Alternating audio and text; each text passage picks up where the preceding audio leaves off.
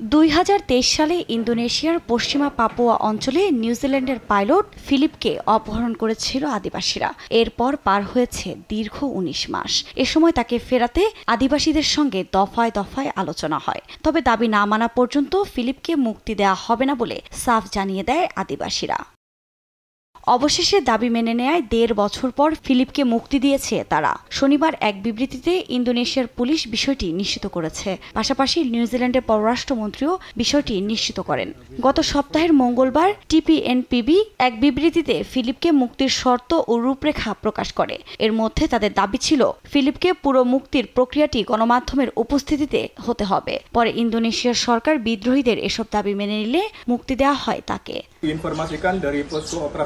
সৃষ্টিকর্তাকে ধন্যবাদ, তার স্বাস্থ্য স্থিতিশীল, যদিও অনেক ওজন কমে গেছে, কিন্তু সে ভালো আছে। মনস্তাত্ত্বিকভাবে আমরা কাউন্সেলিং করেছি, কোনো খারাপ কোনো লক্ষণ নেই।